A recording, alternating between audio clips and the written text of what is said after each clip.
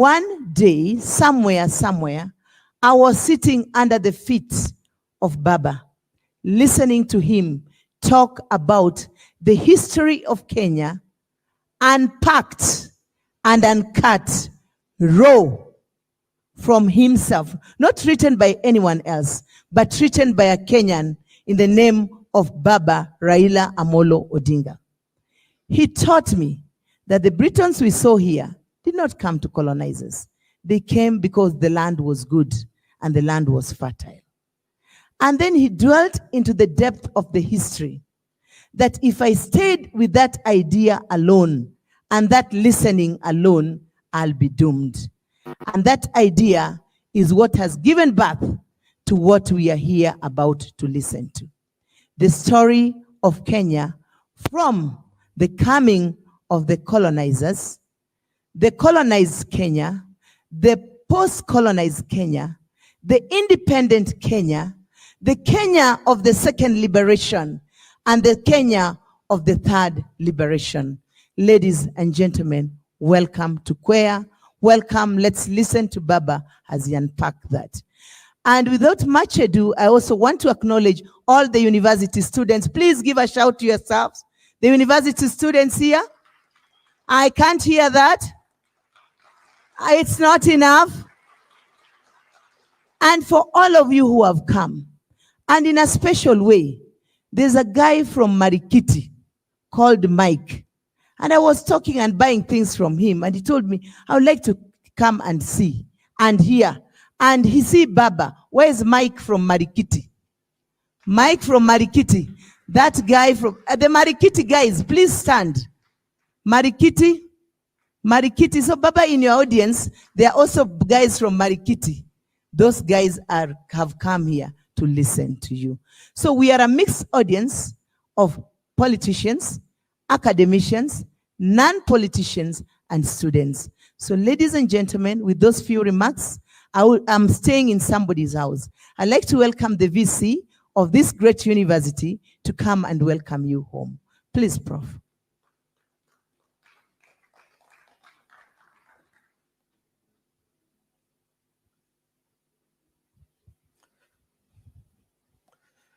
Thank you very much,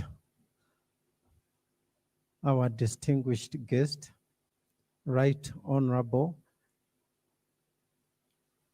Dr. H.E Raila Odinga, the honorable members of parliament, the honorable leaders, the political class of our nation, our professionals, our students, and all the protocols observed. Good morning or good afternoon. Yeah, it is my distinguished honor to welcome all of you on behalf of the Catholic University of Eastern Africa to this university. We are extremely honored. We are extremely humbled to have our national leader, the Right Honorable Raila Odinga. I wish also to say that the theme of today is extremely important because a people without a history become slaves. I wish to know that there was a guy that was called Martin Luther King, who one day stood up and said that I have a dream. And he looked beyond the horizon and said, beyond that horizon, there is the fulfillment of the dream. I remember in my youthful years, our chief guest also said the same statement. And when I was young, it led to the repeal of the section 2A of the Constitution. And there was this democratic space. The media got the space, the people got a democratic space. But we have found that through his energies and his sacrifices, so much has happened. But we are happy that he continues to soldier on until we reach the promised land, where there will be true democracy, true opportunity, and equal opportunity for each member of our nation. It is based on that that I humbly welcome this distinguished congregation to come and listen and to participate in our events. This is a place where our chief guest came during the presidential debates were held in this hall. For those who may not know, the gubernatorial also debates were held in this hall, and we were also privileged to be part of that democratic process that we continue to perfect in our national history. So happy birthday, happy birthday, happy birthday, happy 60th birthday, our nation, Kenya. It will be the country we say, cry, my beloved country. Asanteni sana. Thank you.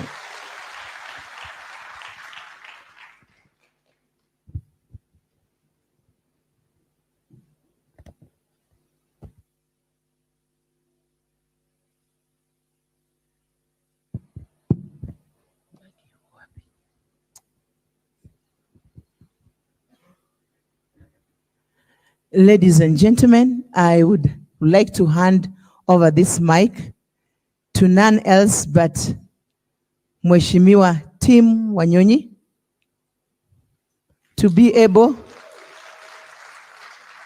to welcome the Right Honorable Raila Amolo Odinga, because I feel I cannot walk on those shoes. But Tim, being the politician he is, and being the intelligent lawyer that he is, he's able to do that. Thank you. When Tim is coming on stage, please can we have some music?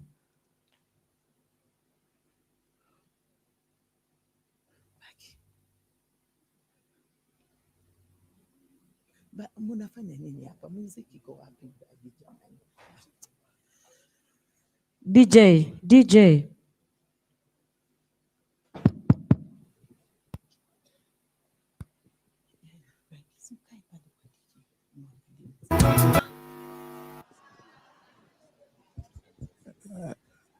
Thank you, DJ.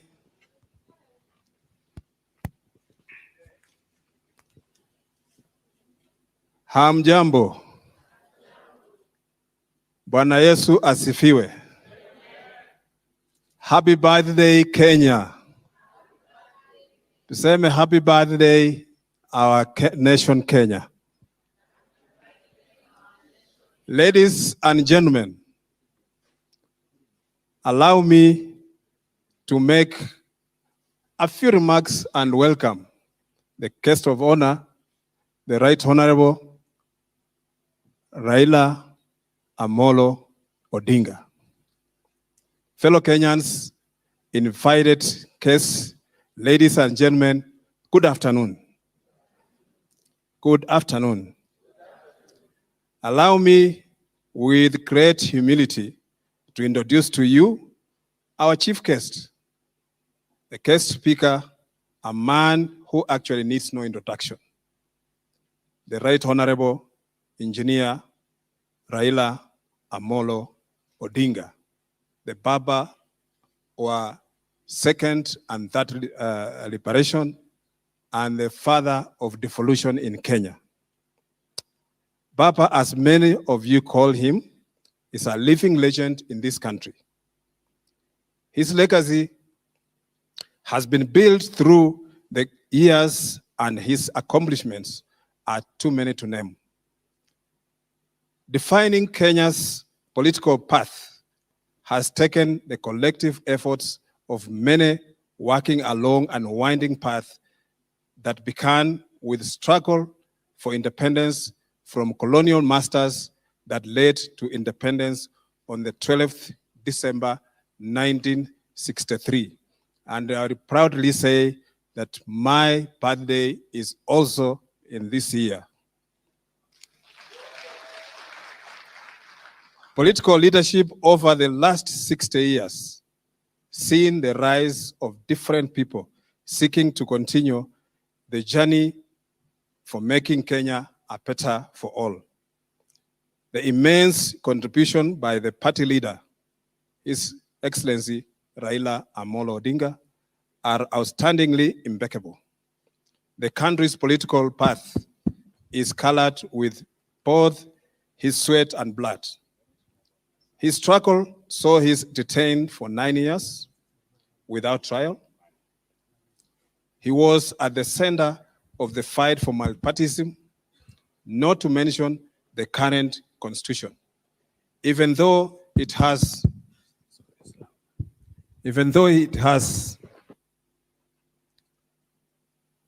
for multipartyism, not to mention the current constitution, even though it has some caps. The history of this great nation, when told, cannot be complete without mentioning Baba Raila Odinga. Akwambo, as some fondly refer to him, is deeply grounded in history and social economic development of this nation and Africa at large. He has taught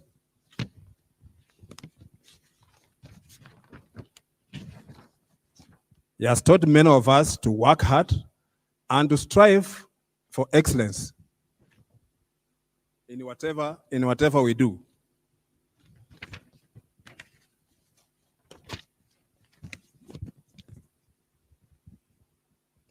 He epitomizes resilience and loyalty.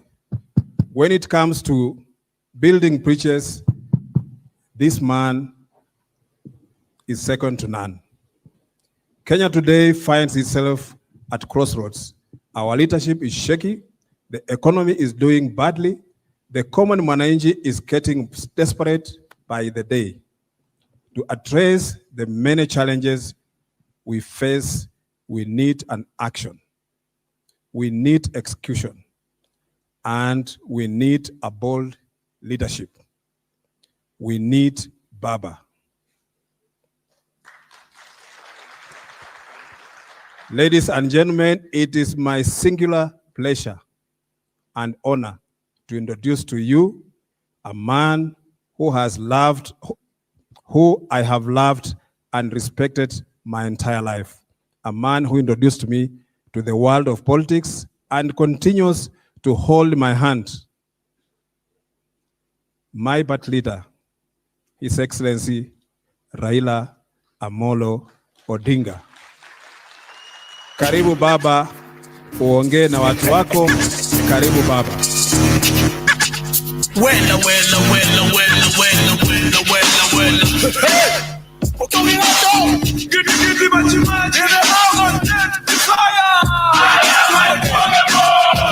hell is you looking for? And I am low, make money anymore. Shake your feet, baby, girl, and along. Imagine you go out on video, but who are you? What are you? Who the hell do you think you are?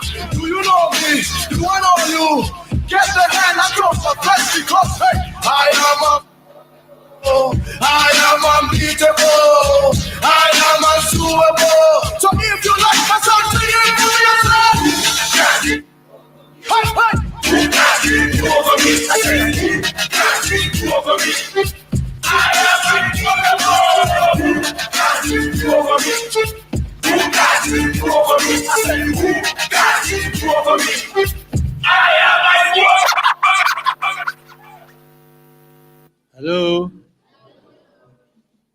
Ladies and gentlemen, you may be seated.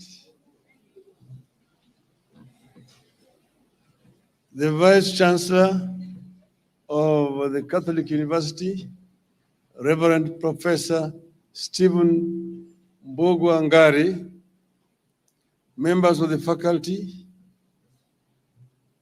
my colleague, brother Tim Anyonyi, distinguished guests, ladies and gentlemen, students, comrades power, comrades power. Thank you very much. I am very delighted to have an opportunity to speak to this audience this afternoon. When a suggestion was made by Florence that I should come and talk here, I had some mixed feelings. The last time I was here, I was attending a presidential debate. And don't think that I was very fairly treated. But I said I would come again. And I've come again and again to this place. So I'm very happy to see this audience this afternoon.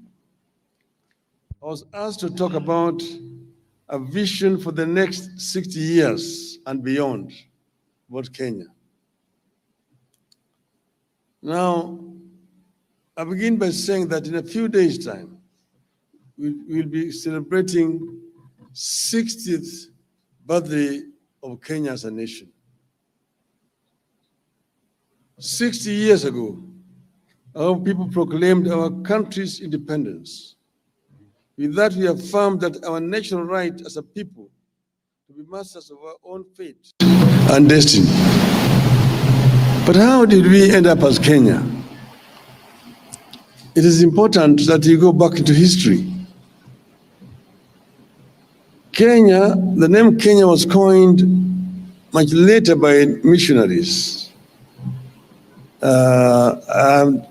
There's many versions of it saying a missionary, I think it was called Mr. Rebman, was talking to Mkamba around Mount Kenya, and he said, they were talking about Kinyaga. And the Zungu said Kenya, they were talking about Kenya.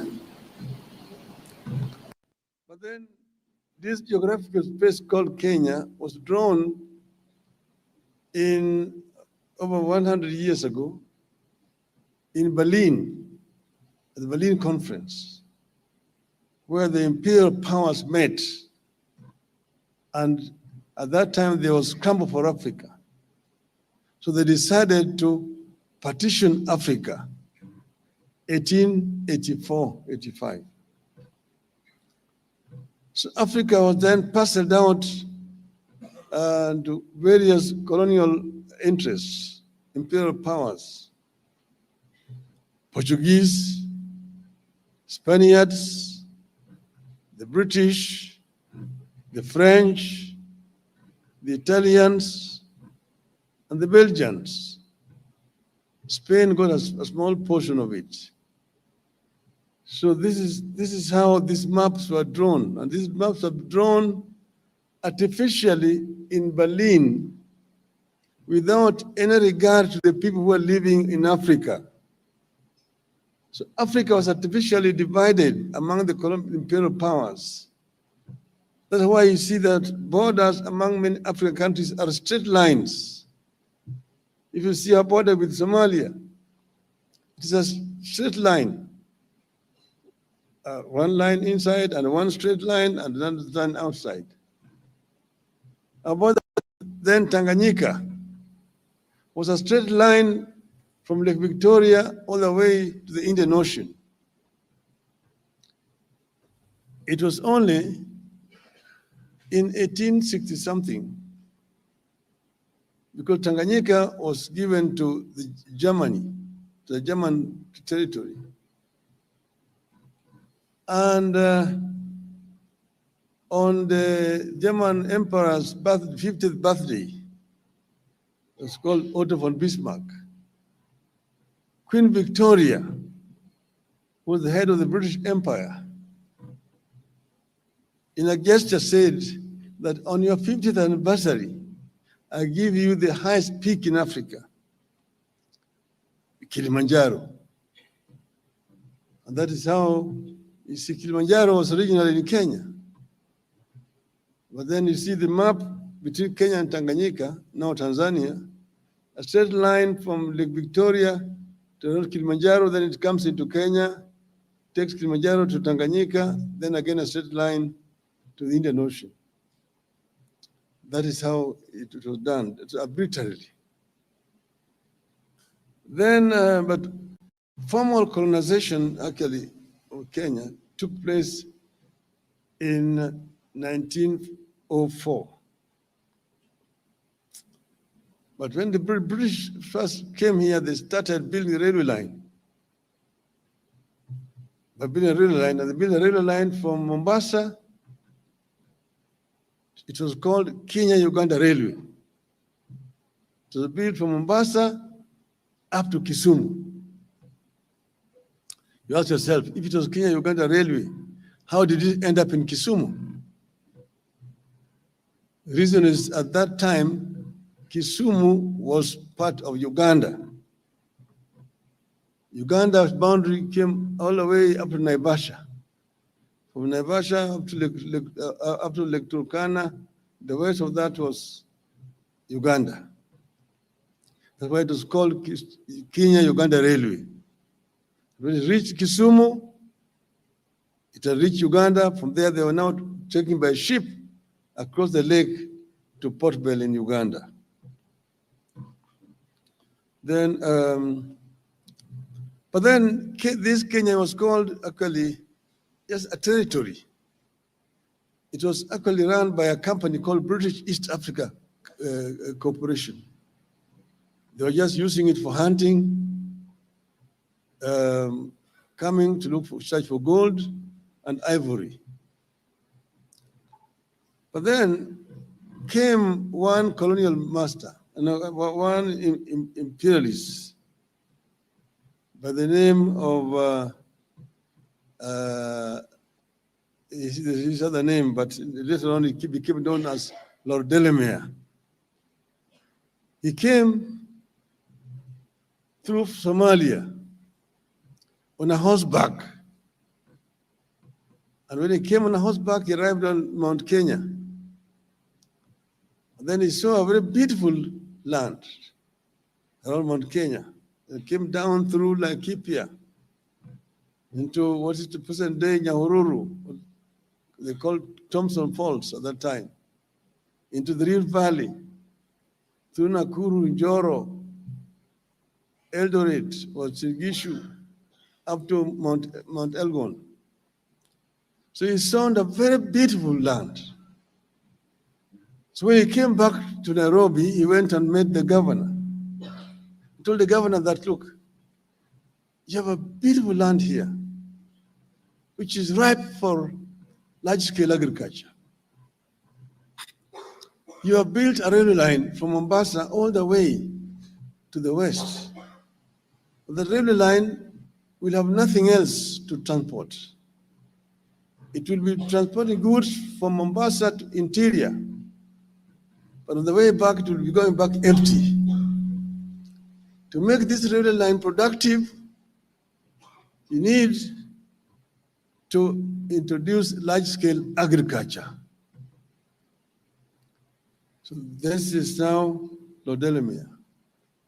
And I'm ready to go back home and campaign and bring white settlers to come and settle here and do large-scale agriculture on condition that you agree that each person I bring here will get 10,000 acres free, plus black laborers. The governor agreed. And after that, now they signed an agreement with Lord Delamere. Lord Delamere was going to bring settlers here. Each settler who came will get 10,000 acres free, plus black laborers. But then Delamere then went back to England. He addressed town hall meetings in London, in Birmingham, in Manchester, in Liverpool, telling them that down there you have found land which is flowing with milk and honey, the biblical Canaan. And whoever agrees to come there will get 10,000 acres free, plus free black laborers. At that time, the story about Africa was very, very disturbing and worrying in England. Nobody wanted to come here. Most people did not want to come. So he got very little response. In frustration, he came back to Kenya. When he came back, someone suggested to him to try down south. So he went down south He went by ship from Mombasa to Durban. And in Durban, he addressed town hall meetings. Durban, Port Elizabeth, East London, Cape Town, Kimberley, Joburg. There he found a white man who had lived in Africa for generations and who did not fear Africa. They agreed easily to come. The prospect of coming and having their own land, because a number of them were laborers on their own fellow white farms, was very appealing. So they came, and that's how the most of white settlers who were here during that period came, a majority Boers from South Africa and Rhodesia. So they came here, they got land and got laborers. And so that's how Kenya was then occupied. So we ended up with what was called white highlands in this country. And people were moved, population were moved to create space for these people to settle. From Laikipia, from the slopes of Mount Kenya, the Maasai communities were living there. The whole of that Laikipia plain were moved. Around Naivasha, there was a corridor, 10-mile corridor, opened for Maasais to pass with their chasing ngombes to go down to Narok and Kajiado, as they're called. Some Maasais were moved from Eldoret area. That area is called Uasin Gishu County today. But the Uasin Gishu Maasai are now in Trans Nzoia, where they live. They were moved from there to create space for Wazungus to settle in those areas. In Kericho and Bomet there, the large chunk of land was taken away from the Kipsigis and turned into tea estates. The same thing happened in Nandi. The same thing happened in Central Province area here and around Mount Kenya area. People were moved away from their lands and to create space for large-scale farming.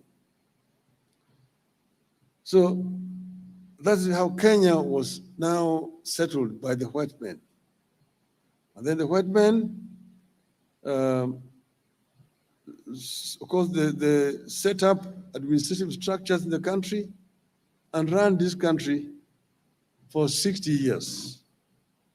So Kenya is now 60 years independent. It was also 60 years under proper colonial rule. So today now you are almost at 50-50 now. To look at what happened, what did the colonialists do in that 60 years, and what have we done ourselves the 60 years.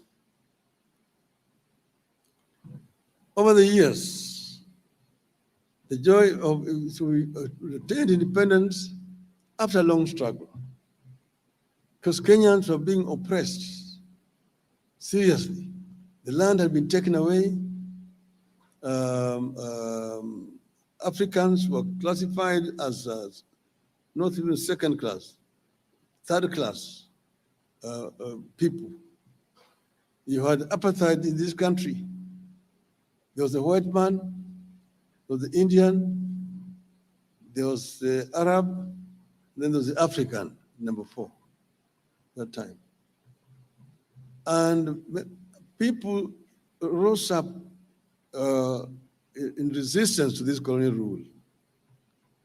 You will hear the story of Chief Koinange, who in 1912 had to go to the court to apply to be allowed to plant coffee in his farm, because natives were not allowed to plant coffee. And they had to fight to be allowed to plant coffee. People were not allowed to settle in certain parts of their country. There was resistance in 1922. A man called Hari Dhuku led a demonstration in the center of Nairobi near where the Central Police Station is today. And the colonial police opened up fire, and many people were killed. Some were arrested and detained. Harry Duke was taken to Kismayu, which is then part of Kenya, and detained there for several years. Then came later on the struggle for land, the Mau Mau struggle. But there was also struggle in other parts of the country, Western Kenya. But before that, the Nandi resistance, as you heard about, led by Samuel Koitalel. The Kamba resistance here, led by Mwindu Mbingu. The resistance by the people of Western Kenya, Ojijo Teko, Agula Awala, Elijah Masinde, Wanameme, just to mention but a few. You will remember, of course, Mekatili Mamenza from the coast.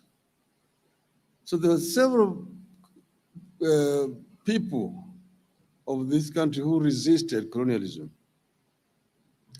Eventually, Mau Mau freedom movement came up in 1952, and a state of emergency was declared in this country. Many people were arrested, were detained. Very many people were killed during that struggle. It's a very bloody struggle. You must remember that before that, some man called Wayaki Wahinga was arrested from his home, taken all the way to the Savo, made to dig his own grave, and was buried alive in his own grave. So the struggle was very bloody. But in the end, independence came. And independence was a combination, the struggle was a combination of the freedom fighters who were fighting and those who mobilized the masses to protest, to urge for independence in this country. And of course, you remember the Kapenguria 6, Jomo Kenyatta, Willard Kagia, Chieng' Oneko, Kungu Karumba, Fred Kubai, Paul Ngei. Then came the first elected African members of LEGICO. You will remember Jaramogi Oginga Odinga, Masinde Muliro, Tom Mboya, Lawrence Oguda, Daniel Arap Moi, Ronald Ngala, Zhou Muimi. Those were the people who were elected members. Eventually, others joined, and independence came on the 12th of December. Now, when Kenya became independent, of course, people were very, very expectant. Kenyans were some of the most optimistic people at that time because they attained independence. People thought that prosperity would come immediately with independence. But at that time, they coined what you will call the Kenyan dream. The Kenyan dream as coined by the founding fathers of our nation. And you find it in our national anthem that says, God bless this land of ours. Justice be our shield and defender. May we dwell in unity, peace and liberty, plenty be found within our borders. What does this mean? God bless this land of ours. Justice be our shield and defender. Justice can only be a shield and defender if there is democracy. May we dwell in unity, peace, and liberty. Unity means that people who are united people where there is no form of discrimination, either on the basis of race, tribe, religion, or gender. Peace and unity, and peace and unity. Peace. Peace is not merely in the absence of war. Peace is not merely the absence of war. Somebody who is hungry cannot be peaceful. A hungry person cannot be peaceful. So it has got a wider meaning, that peace that is talked about there. But finally says, plenty be found within our borders. Plenty be found within our borders is a very strong statement. That plenty was not going to drop like manna from heaven. It was going to be a product of the sweat and toil of the people of Kenya. Meaning what? Meaning that you must create a conducive environment for people to create wealth. People must be enabled to create wealth. And this is freedom and the rights.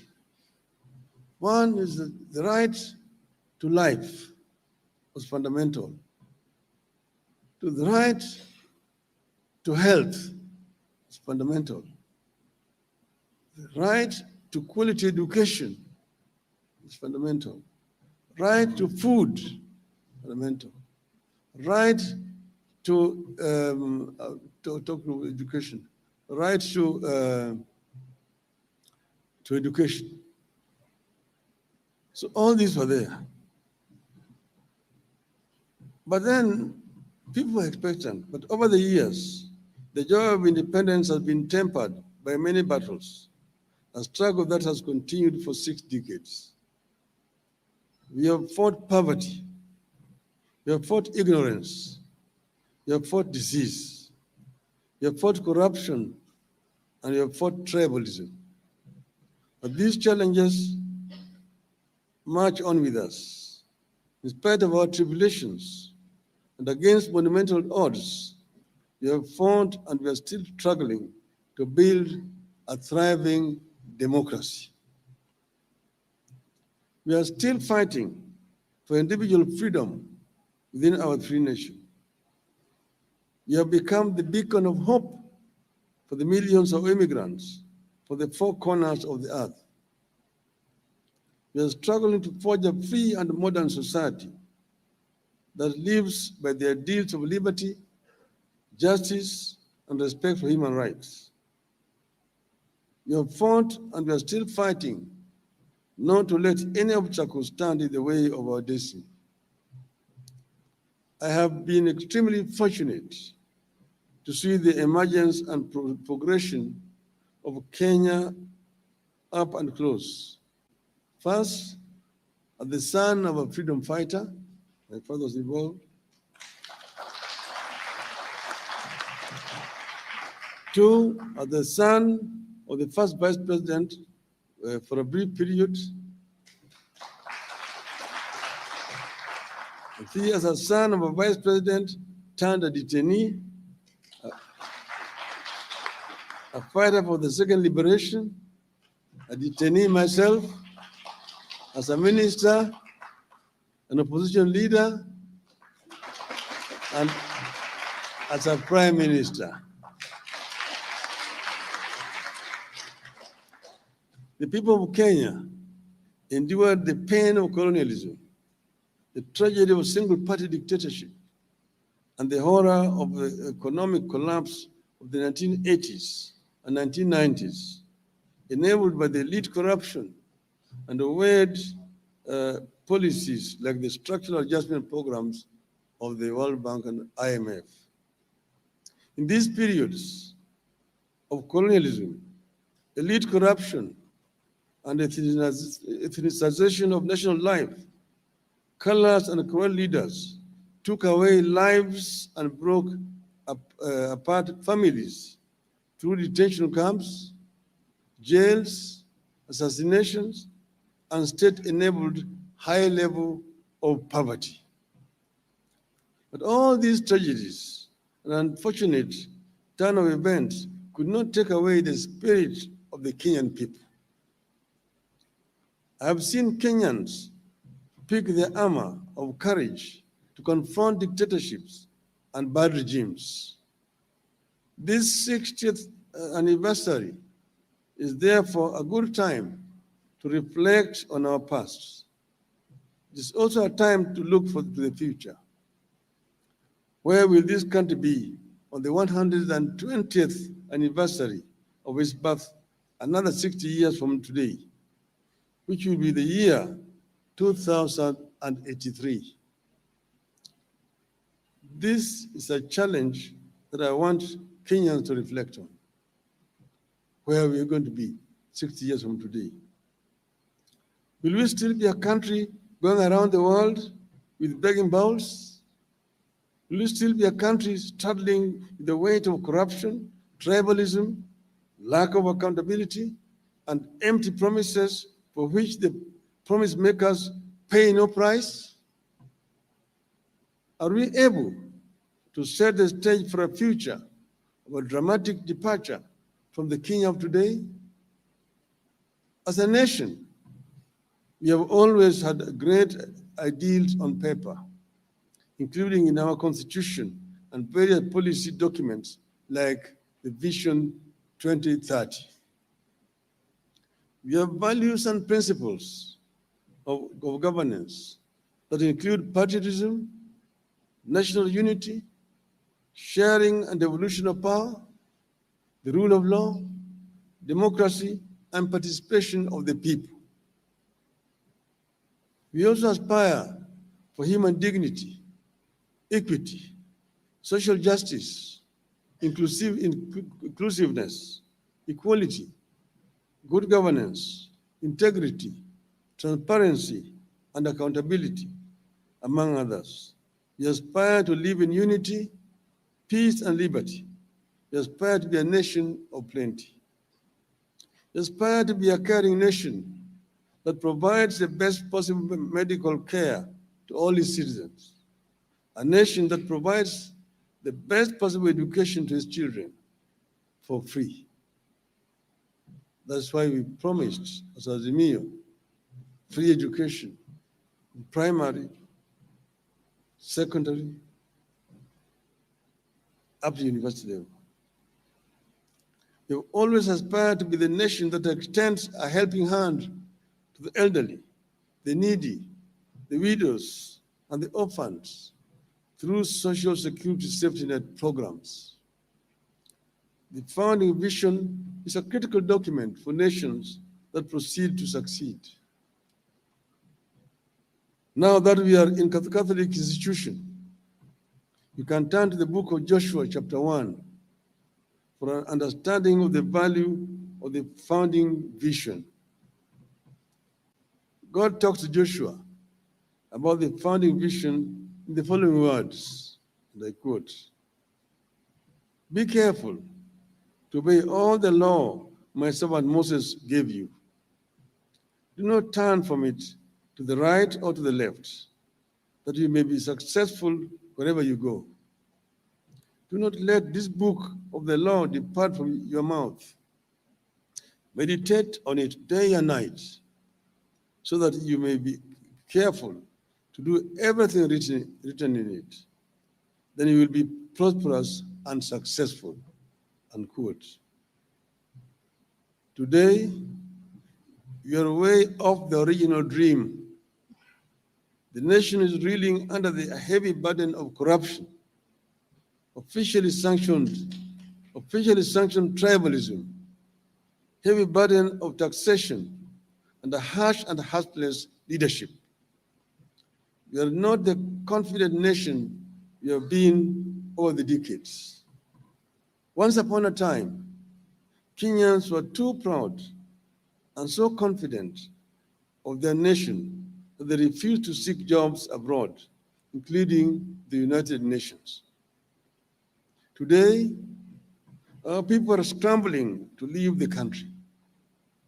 A recent study by Pew Research showed that up to 54% of Kenyans would wish to relocate from the country. Our children are struggling to get farm jobs in Israel, to be house helps in Saudi Arabia, and security personnel in Qatar. And the president is looking for jobs for them there, to become ayahs there. Government officers themselves, including a whole president, openly say that they're trying to get jobs abroad for Kenyans. Young people with the new skills and knowledge that we need are being exported because the government cannot create jobs. And the government sees it as an achievement. It is the responsibility of a government to create jobs in the country, not to look for jobs outside. When you have a whole president running out there and looking for jobs for people here, something is terribly wrong. We live on debt, but we still live large. We drove ourselves into the trap of the IMF and the World Bank and their unusual conditionalities that are driving us back to the 1980s and 90s. We are on the downward spiral, and a steady one at that. We are staring at a doomed future. We are uncertain and fearful of what tomorrow holds. We live one day at a time because the longer-term founding vision has been dropped. It is my position that if we return to the founding vision of this country, Kenya can emerge in its 80th or 120th anniversary as one of Africa's greatest democracies and a secure and flourishing homeland for her children. You can emerge as a democratic state that is governed by law, respects human rights, and rejects corruption. I deliberately put emphasis on pursuit of democracy and rejection of corruption as a critical pathway to Kenya's progress. If we return to the founding vision in the coming decades, Kenya will be able to witness a period characterized by tolerance and integration between communities. The country will witness equitable sharing of the wealth that God put at our disposal. If we return to the founding vision, Kenya will live through a period where leaders answer to the people, not the other way around. We'll have a country where leaders focus their energies on important things like funding education schools, fighting corruption, creating jobs here for the children. We educate and casing the burdens of the people. Kenya will then open up a hopeful chapter in which her people can live a normal lives.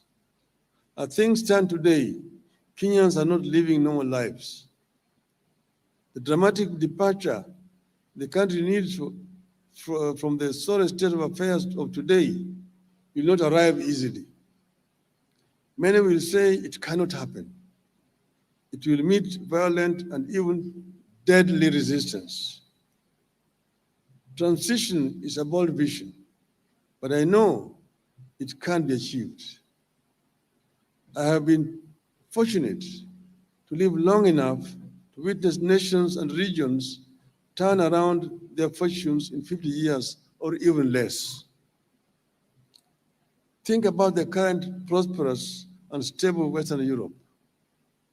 Europe went through total war and genocide that ended in 1945. During and after that war, it was difficult to believe that 50 years later, Western Europe would be free, peaceful, and prosperous. And I happened to have been Germany, which was the aggressor, and which was completely devastated. Most German cities were razed to the ground by bombs after the war had actually ended. But 15 years later, when we went to Germany and then went to Britain or France, to think that it was Britain and France that lost the war and that Germany won the war. It happened because of foresight, dedication, and hard work of the people. South Korea went through crippling war and sought help from Ethiopia during the war between 1950 and 1955. Ethiopia sent 6,037 soldiers to Korea. Now Korea provides aid to Ethiopia and to Kenya and all African countries. Kenya once upon a time gave aid to Singapore before Singapore zoomed past us. In a mere 6 decades, Japan emerged as a democracy and an economic powerhouse, manufacturing and exporting high-quality products to every household in every part of the world. When I was growing up as a child, people did not want to see anything Japan. Japan quality was known as inferior quality. Nobody touched anything Japanese. Today, Japan is equal to high quality. People don't question Toyota anymore, and so on and so forth. Within vision, a lot can happen in the next 50 years, and I pray that Kenya can rise to the occasion. At this moment, it is proper to recognize and say thank you to the nations and the development partners that have stood with us in our journey as a nation over the last 60 years. And here, we talk about the US, the UK, the EU, China, Japan, Korea, among others. We thank you. We have our neighbors to thank for this 60 years journey as a nation. Uganda remains our biggest and most reliable trading partner. We thank them for the loyalty. Tanzania remains a second home to Kenyans because of their friendliness and people-to-people ties across the border. We thank them. We thank the entire East African Community bloc of nations for their support and friendship. It is my firm belief that if we made good use of the help and goodwill that the nations like the US, UK, EU, China, and others are extending to us, Kenya can emerge from the poverty and take its place among the economic powers. If we cemented and respected the ties we have with our neighbors, Kenya can cement its place as an economic powerhouse and guarantor of democracy in the region. But something stands between us and the future, which we desire. Corruption is killing our future. Tribalism is stealing our potential. Under the current regime, these two vices are officially sanctioned. The country is divided between people with shares and those with no shares. Shame on them.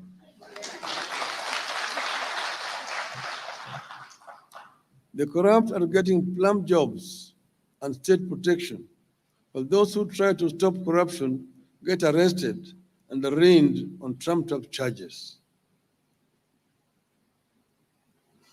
In the case of KCP, indications are that NEC as an institution will be sacrificed to protect the cartels. I therefore wish to call on our development partners to partner with us in calling out the ills of corruption and tribalism and that are crippling our country and making nonsense of the aid we obtain from abroad.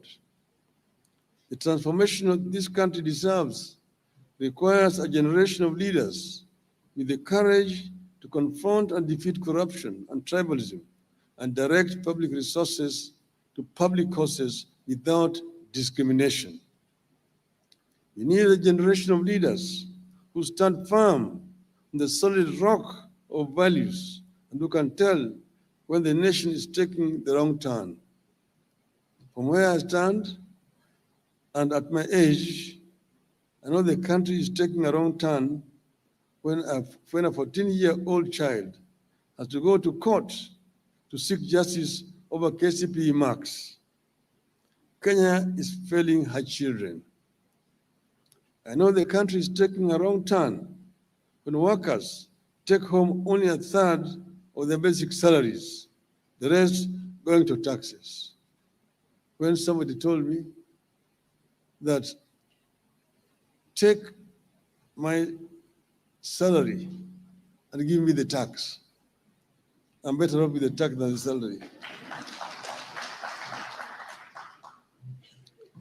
It is wrong when a person earning 50,000 shillings has to surrender 20.5% of that money to compulsory taxes. We need a change that will make our fathers proud of the nation they founded. We need to return to the original vision of selfless leadership that will be a light unto other nations. We need to secure this country and its future by building a mighty democracy that can endure and withstand the worst of the challenges to our nationhood that might emerge in future. And I believe it is possible. It can be done. We can do it. God bless Kenya.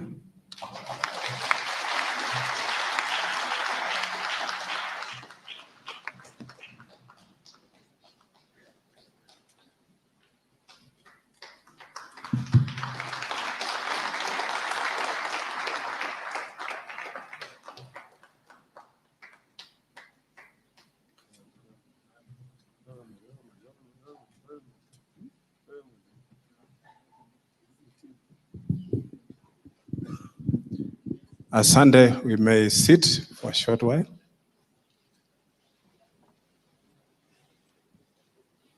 I think as you are listening to the Right Honorable Raila Odinga, I'm sure you are burning what happened to our Kenyan dream.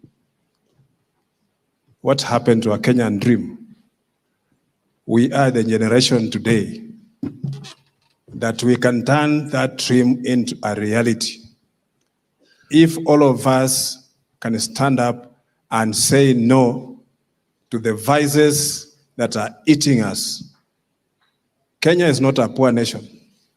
We are a rich country, but the country is being mismanaged by people who are not ready to take us to Canaan. I'm sure as you sit here, the young people of today, the Z generation, they are yearning and saying what happens. The dream of our fathers, the dream of Kenya shall not die. We shall not let it die. Not under our watch. As the leaders of today, we are proud to be in opposition, and we shall put this government on its toes. We shall not tire to keep on reminding them that they are leading us in the wrong direction.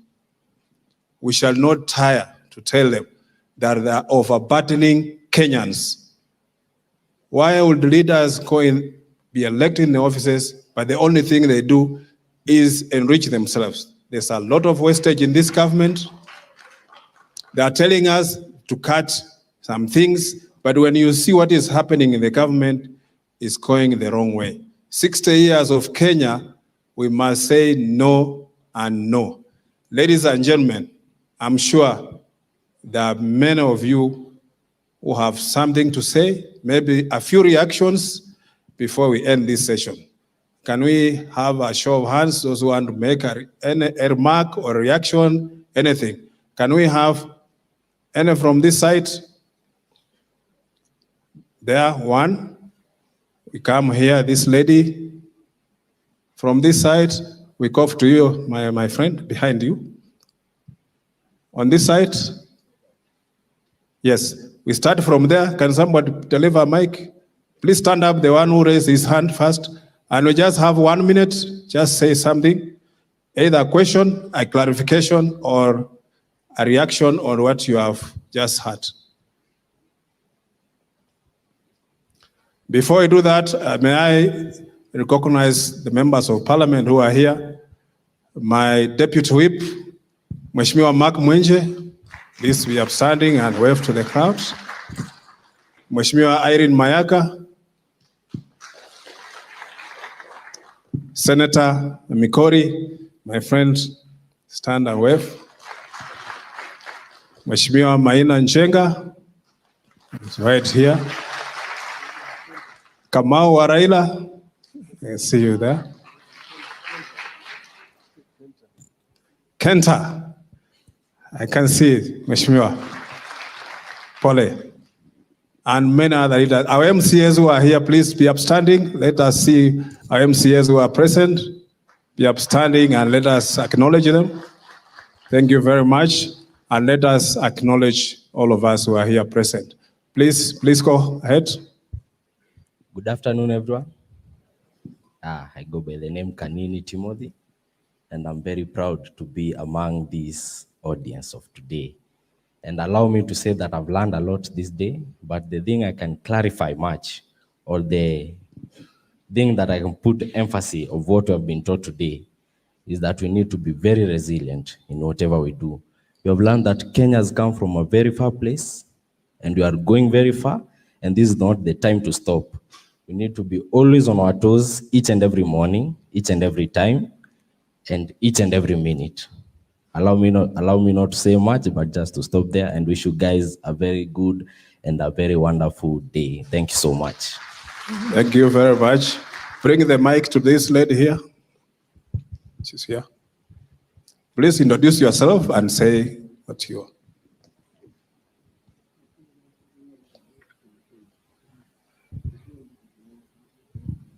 Vijana Tibim. Vijana hi. Kwa majina, my name is Mudhoni Mburu. Thank you very much for being here. Baba, we salute you for the resilient and the hard work that you have put in placing Kenya here. Indeed, at 60 years, for Kenya celebrating 60 years, it has been indeed a remarkable journey, which we do celebrate you and salute you, even for having the constitution. Asante sana kwa safari hiyo ambayo tumeweza kupitia. And Baba, just to urge you and commend you, kindly keep up the spirit.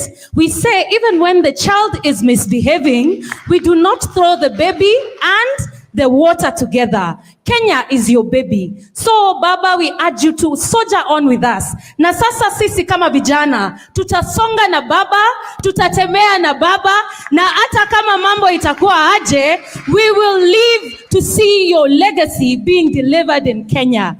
Baba, we know that the leaders are dealers of hope. Even Winston Churchill said that. Continue being a dealer of hope. Where there's hopelessness, we will spread hope, we will spread peace, and we will continue walking this journey. Asante sana. God bless you and God bless Kenya. Thank you.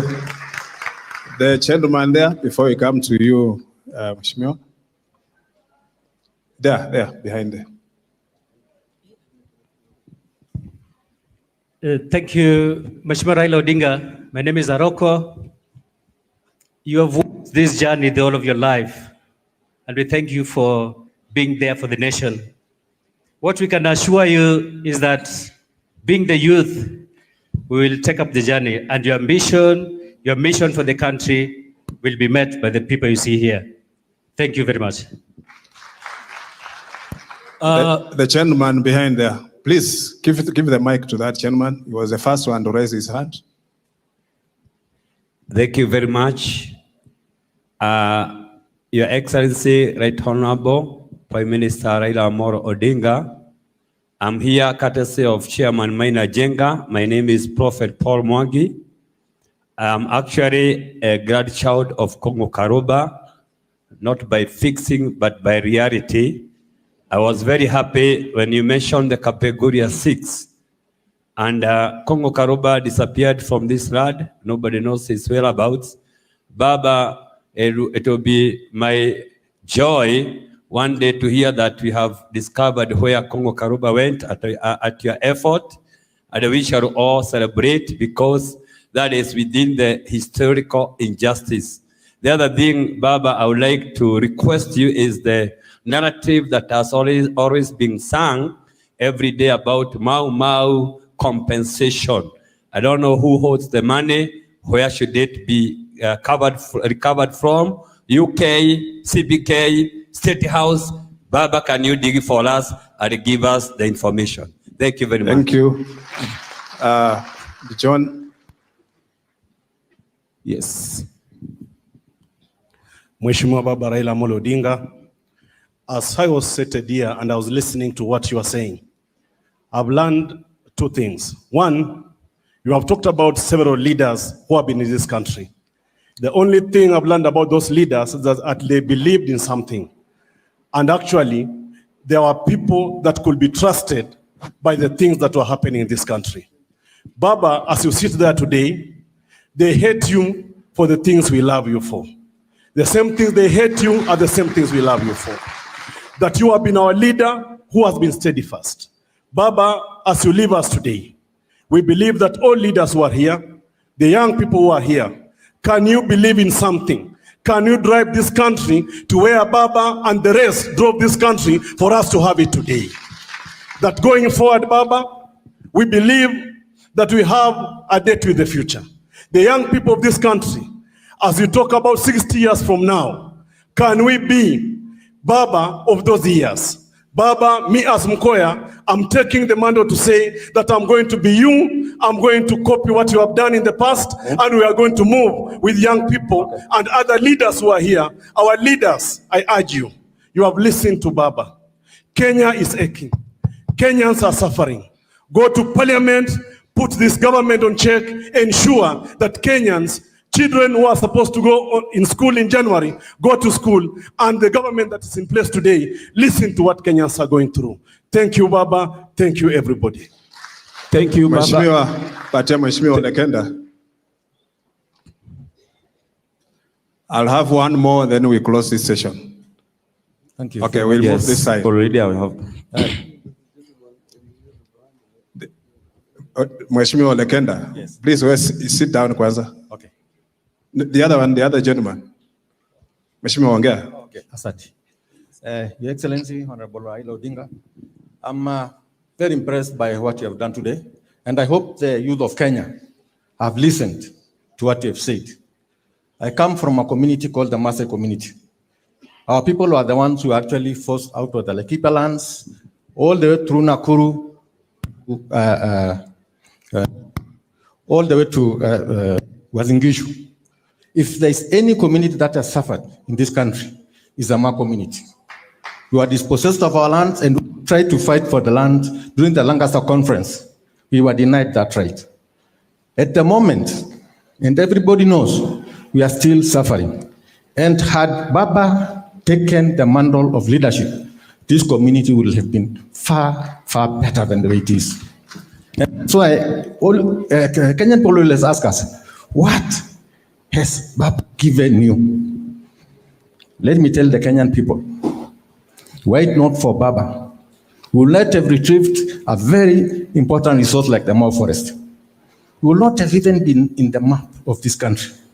And Baba, there is something going on, something fishy going on about the Mau forest. The other day, we saw that Ruto gave out 60,000 hectares of the land, sold them for this carbon credit thing.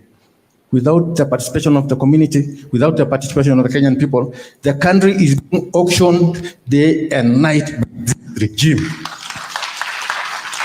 And I think maybe some people know me, some don't. I was a member of parliament for Narok North for 2 terms.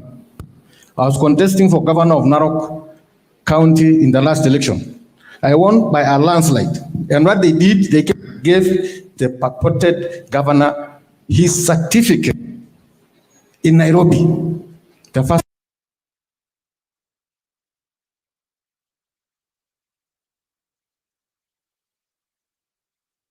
and I'm talking to the youth of this country, and that's my last point. This is the first century, and it hurts me to see when you go through all the platforms on social media, our children are taught not to think, but they are to insult one another, to insult tribe, to insult everything, while other youth in the whole world are discovering new things. They are making life better. We are being divided into, or we are actually being forced into tribal clan cocoons.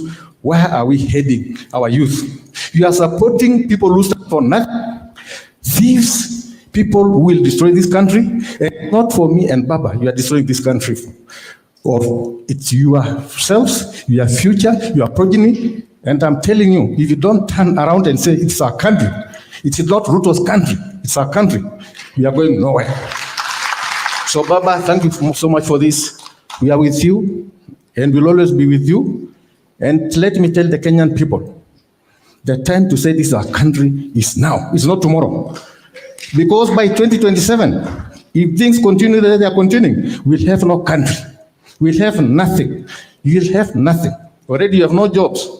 Already you have nothing. Even university students are not getting the money for their schooling. Where is the money going to? You are destroying education. Baba, when I read what you said yesterday about the exams, our children are even denied. They are being denied the fruits of their labor, the fruits of their intelligence. They are being robbed of their future. How do you deny the children our marks, their marks? They work for 8 years and you deny them their marks. You go and mark exam in a week because you want to loot, you want to pay yourselves. So all I'm saying is that we must stand as a country. We don't look at tribes. We don't look at any other thing, but we look at ourselves as Kenyans. Thank you, Your Excellency. Asante. You're having a mic. Please, 1 minute. Thank you, the future governor. To His Excellency, my president, my name is Gol Kombedo Michael. I'm a resident of Kibra and Langata Slum. Baba, if you want, Baba, you have mentored us. You are our political father. The people, the leaders that were voted on account of their digital ages, the leaders that were voted on account of what they can do. Baba, you should sit down and these people go in front to work for you. We don't want a situation where these leaders are just following you, but they are doing absolutely nothing at the ground. For instance, Baba, you launched ODM membership registration drive. Baba, most of constitution in this country, most of the wards, most of the counties, these governors, these MPs, these MCAs, these senators, and these women reps, they are doing absolutely nothing. Baba, they should work. Baba, sometimes I see you going to Somalia, sometimes part of Somalia. Baba, I see you go to Migori, go to Siaya, go to Mombasa in the name of Kenyans. Yet the people that you fought for, yet the people that you nominated, yet the people that you gave certificate are doing absolutely nothing, Baba. We the youths, we should work. Baba is an old person. Baba is giving us advices and wisdom. Let's push for these things. Let's go to the streets. Let's not wait for Baba. Baba, to the youth of Nairobi, we are going to work from Ugenya, from Nairobi, and other parts of the country, Baba. We need to work as a team. Baba, sit and watch your people work for you. Thank you. Thank you very much. One last, you and then the gentleman behind you, then we close. Good afternoon, Baba. Good afternoon. You can see the mood of people all over Kenya. Baba, people are crying. My name's Amasi Ambani. I'm a lawyer from Ikolomani. I've been working with Baba. As for now, I'm just from Malaysia. I've come, Baba, but they are even crying. We don't want to stay anymore in Kenya, Baba. Please hear our cry. We are ready now to see. You can see now how everything is corrupt. We are not comfortable. Everybody's crying. Nobody has even 50 shillings amongst us. Why, Baba? Why? Number one, let us change the IBC. Let it go. We can't continue voting for you, Baba. You win and they steal. Let them go. We don't want IBC. Wangapi wanasema wanataka IBC? What a shit is it?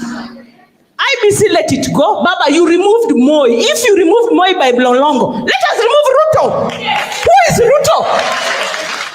He's killing. How can even God award him? He is a killer. He's somebody who doesn't want people. He is corrupt. Look at, and Baba, let me tell you, it is empathetic. That is Sodom and Gomorrah.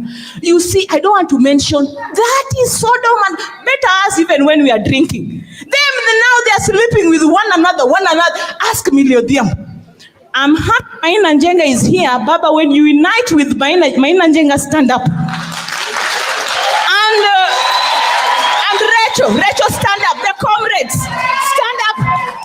This is Jeshi ya Baba. I want Maina Njenga to come to Kisumu so that Gachagua can know we are ready. With Maina Njenga, ongea kwanza. Comrades power. Comrades power. People's power. Baba, tuko hapa. Baba, tuko hapa, tumeyasikia yale yote umeyasema. We are very happy to hear the history of 60 years since independence. Most of us were not there, even they were not born, even ourselves. It is good that God has kept you alive to be able to tell us the history of what happened even before independence. This is the right time to listen to Baba. Baba has been in the struggle for many years. He is our elder. He is our people's president, and we must listen to him.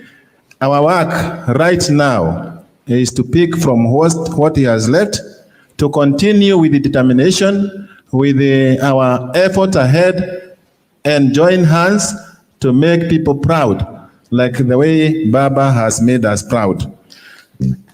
Kuna shida moja. Tukiangalia, unajua wengine wanasema upande wa Masai.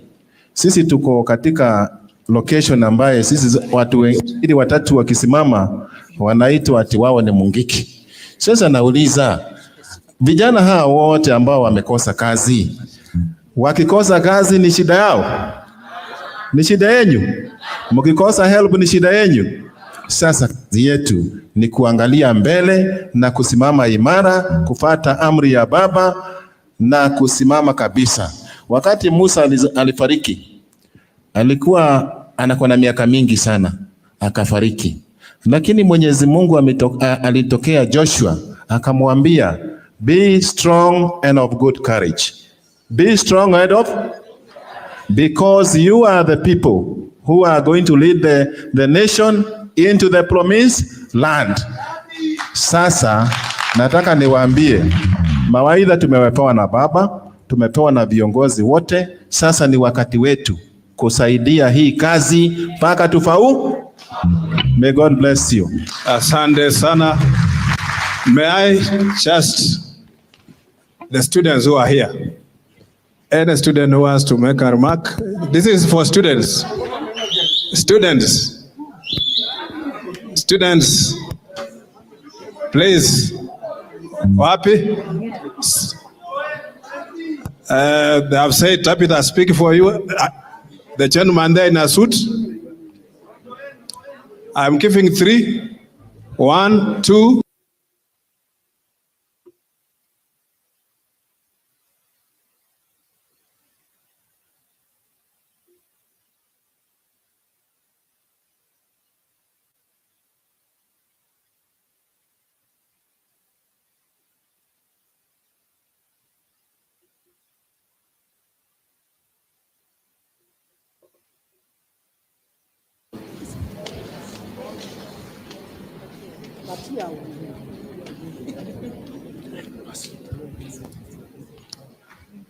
One minute. Sorry. Comrade power. Comrade power. Thank you so much, Your Excellency, Dr. Raila Odinga. our able president. Now, I want to talk on behalf of youths, and my name is Wilson Ogweno, and the young people, especially the future leaders of this nation. Baba was giving us very important documents. We call them documentaries. But people just tend to hear, but they don't utilize. Why don't you be a good listener and a good practitioner? Because when we are saying, okay, youths, let's go and do this, youths are not there. But today, as we sit here, good number of these youths are suffering. It's youth who are suffering, and it's youth who is supposed to have the what we call the hoe. Your hoe is the voting card. Now we are doing the registration. Good number of you are not even voting. Good number of these youth sitting here are not even voting. They say, no, let them vote. We have won, let them vote. I personally, with my own resources, before we go to the election, the 2022, I mobilized 159,000 new voter registration personally from county to county. And now that we are in this process of membership registration, I've been doing it. So why don't we come together? Because unity is strength, and we cannot get that strength if we don't have a unity. We are waiting for Baba, but when Baba said, let's go and do this, no one is there to be seen. May we have that strength to work together as one family to protect the future, because there's something called proper prior planning produce perfect performance. How can we perform if we don't do it? May God bless you. God bless Kenya. One thing I'm praying for you is long life, because it's just around the corner. I know it's coming. Thank you so much. Thank you. Give the next speaker on the other side. Behind there. Okay. Okay. It will come to you. The one behind you there. Then you bring it to this gentleman who has been raising his hand for a long time. Okay, thank you very much. Thank you very much. I'm Chacha Mwita, a comrade from Cooperative University of Kenya. Thank you, Baba, for giving us a good history of Kenya since we started. Actually, the 60 years corresponds with my mother's age. That's the 60 years. She will be celebrating on 12th. Actually, we have seen this Kenya struggling. Let me talk on behalf of comrades. You have estimated the salary of there's a person who is earning about 50,000 and being taxed about 25% of that. For example, a parent who is at home having having 3 kids who are at secondary school, 1 comrade at university, and remember that the help that we are supposed to be given, it's delaying. And remember that they have increased the school fees. Some others are now, they are supposed to pay over 50,000 so that they can settle for the exams. And remember, it's something that you will need to pay after the end of your 4 years. Now, ukimaliza at 4 years, umemaliza, you are graduating, you are being told that there is no job here at Kenya. What's that, comrades? Unanyimwa kazi, unanyimwa loan, and then umemaliza kugraduate, unaambiwa hakuna kazi, and you are supposed to pay. Unaona hii Kenya penye tunaenda? Youth, actually we need to open up our minds. We need to open up. Let us help Baba. When after Baba, who will take it? After Baba, who will be there? I think actually we have remained 2 strugglers in this world. Me and Baba. The gentleman in orange, please stand up and take a mic, and we shall close it at Tabitha. God is good, and all the time. Right Honorable Raila Odinga, Vice Chancellor, Governor Nairobi incoming. My name is Davis Binoluach, I was born in the plateaus of Nyabondo, Nyakach constituency, Kisumu County, in the shores of Lake Victoria. Baba, I work for your party. I'm the last one there. I graduated from university 2 years ago, and I'm one of the last entrants in the ODM party, courtesy of, I saw Benson Musungu somewhere. They scouted me. And yes, I want to ask this question, Baba. What do you think about the history of Kenya? There are things we are taught in the books, and there are things we read in your book, and in Jaramogi's book, Not Yet Uhuru, and in Ngugi wa Thiong'o's books, and in Daniel Branch, Looters and Grabbers, and Kenyan Between Hope and Despair. There's a very big disconnect. There are people we are told are heroes of this country. But if you look at the real history books, they are not heroes. Is it time we rewrite the history of Kenya? That's my first question. Number two, Baba, what do you think about our generation? What should be our biggest generational goal? Because Jaramogi and Bildad Kagia and the team fought for colonialism, and they can see. And that day when the world will end, God will ask them what they did in this world, and they will say, we drove away the colonialists. And Baba will be asked, and his generation, what did you fight for? What did you fight for? And Baba will say, I fought for multipartyism and revolution. Baba, what do you think this generation, my generation, should focus on? I went to Baba's office one day, and I had a quote, and I want to complete with this quote from Baba's office. It was a quote by Martin Luther King Jr. It motivated me, and I want to read it in this forum today, so that it may motivate you. And it says, and I think it's one of the quotes that motivates Baba, that you may be 38 years old, as I happen to be, and one day, some great opportunity stands before you and calls you to stand up for some great principle, some great issue, some great cause, and you refuse to do it because you are afraid. Continues, you refuse to do it because you want to live longer. You are afraid that you will lose your job, or you are afraid that you will be criticized, or that you will lose your popularity, or you are afraid that somebody will stab you or shoot you, or bomb your house. So you refuse to take the stand. Well, you may go on to live until you are 90, but you are just as dead. Thank you. At 38, as you will be at Thank 90. you. Thank you so much. Davis Binoluaj from Nyakach. Thank you. Came for this lady. Finish. There. I don't know how the mic will get up there. Comrades power. My name is Gitaranga Esther. I am the president of all female students in Kenya. Baba, you've said, thank you. Baba, you've said that we have had 60 years of colonial power, and we have had 60 years under our own government. And there are some people who are really trying to sabotage the steps we are taking as young people. You have held our hand, we as the young women, and generally all the youth. And there are people like Chairman Maina Jenga who have taken up what you're doing to come and hold our hand, to come and support us. So the moment he's being attacked, the attacks come to us. They come to women and they say, Chairman atembei na wasichana, ama sisi ni wanaume.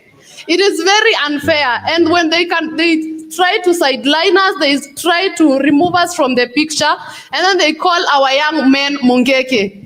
But the moment they kill our young men under the disguise of Mungeke, it means even us as women, we will not get husbands, we will not get good fathers.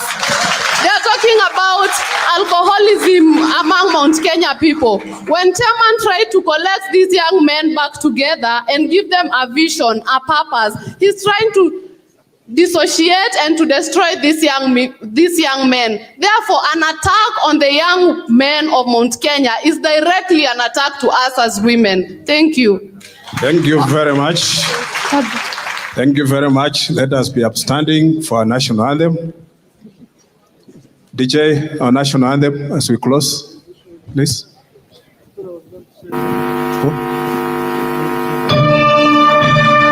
Excuse me. Just hold on. Just pause. Let Baba say something, then we close, please. DJ, just a minute. Hello. I thought I would. Hello. Hello.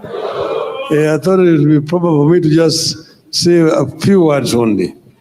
First, I appreciate the issues that have been raised by those who have an opportunity to speak on behalf of the others.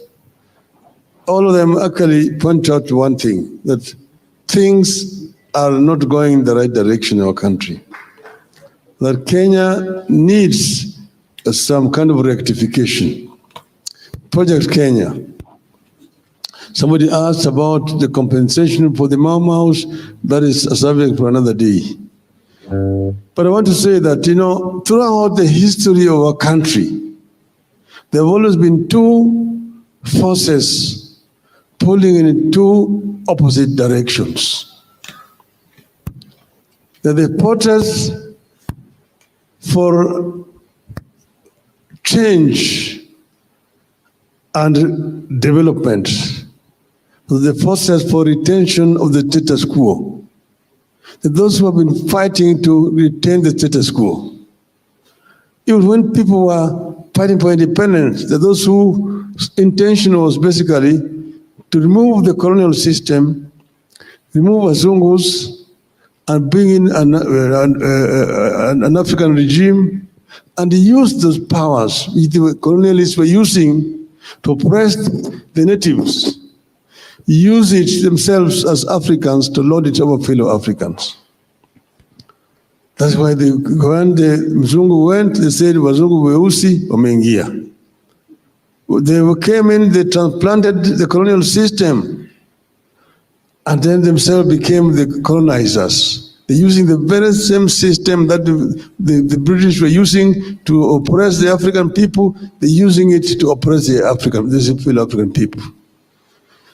But those who said they wanted to make independence meaningful, people were fighting against colonialism because colonial system was ruthless, was alien, was dictatorial. They wanted to replace it with a system that was more responsive to their needs, a system that will be more humane, a system that will enable them to realize their dreams. And that's why they are talking about the fundamental rights of the people of Kenya. The right to life, the right to food, the right to shelter, the right to health, the right to education. So the fundamental human rights of our people. And if you can guarantee those rights, Kenya can prosper. So we have seen this before. The first regime came and went. The second regime came and went.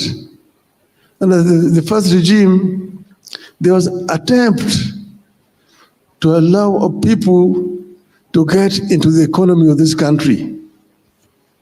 So a kind of an African middle class was emerging, but it was still very small. The major part of middle class was still very much alien.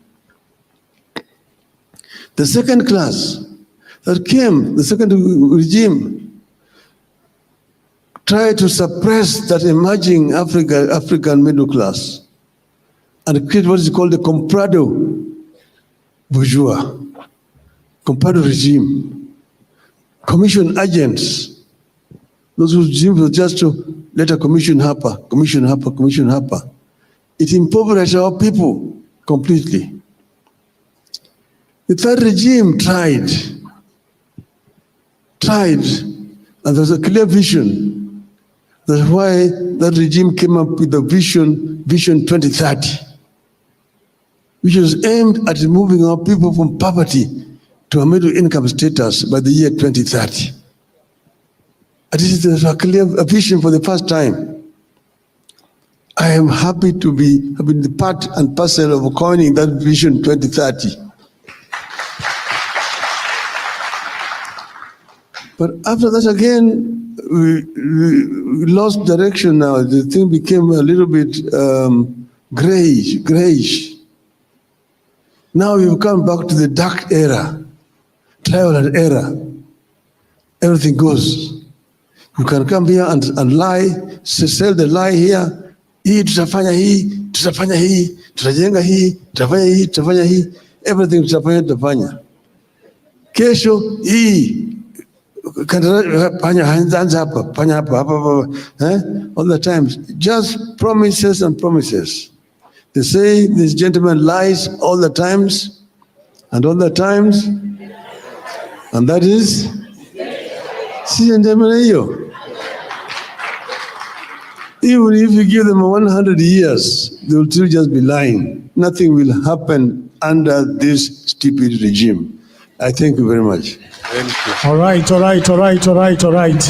Thank you. Now before the anthem, tafadhali naomba tupige baba makofi venye nafaa.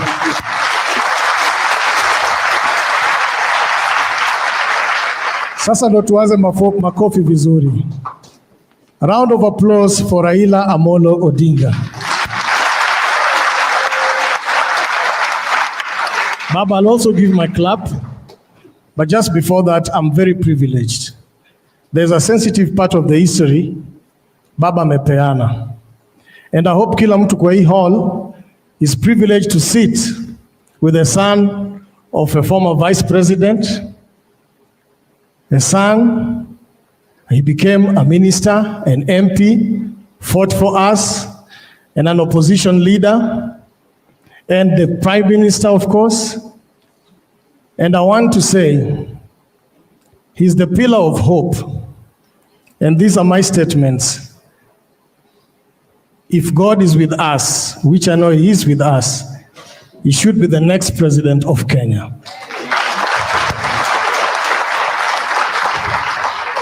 Baba, we are privileged, highly privileged. Na mimi naitwa Majimaji, and thank you for coming. And if you feel the way I do, a song is not bad to sing, sindio?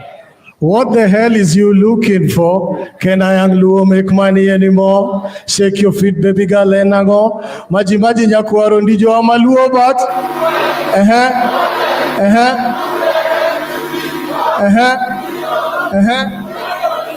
Get the hell out of my face.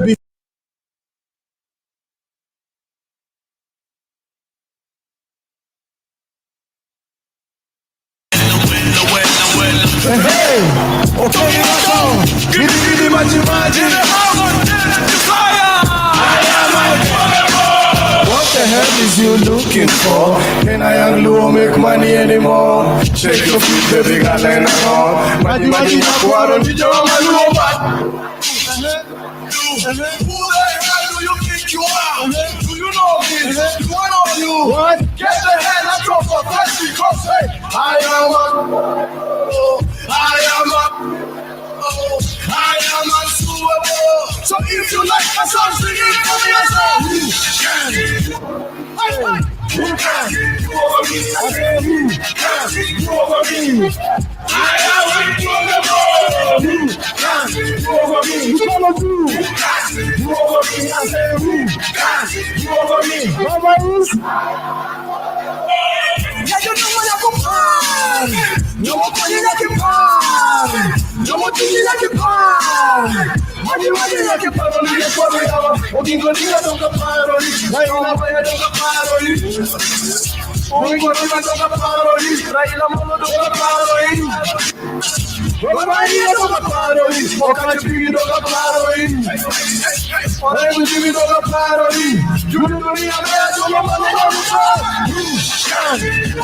You gonna do? You over me, I say who can? You over me, no. Who can? You over me. Who can? You over me, I say who can? You over me, no. Thank you very much, DJ. Thank you. DJ, Joshua. Thank you.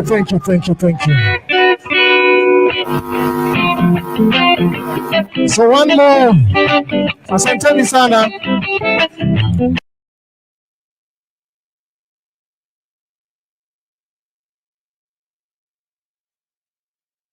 To Dr. Agnes tafadhali.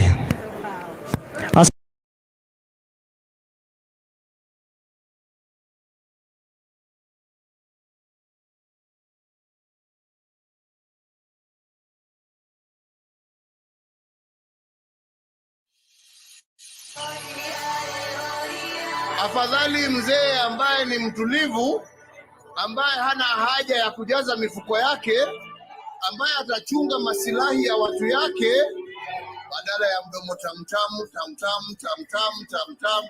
Lakini akiingia ni wale wa kufanya moja yako, nusu ya mwananchi, mbili yako na tano yako. Na kuna wajua nyinyi.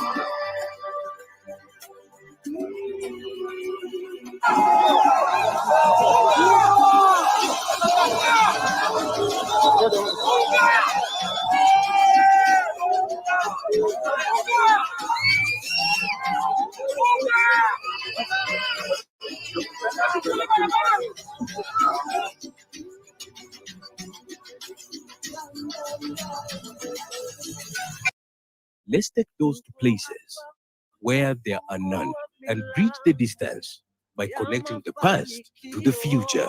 KCB ni yetu. KCB ni yangu. KCB is mine. For people, for better.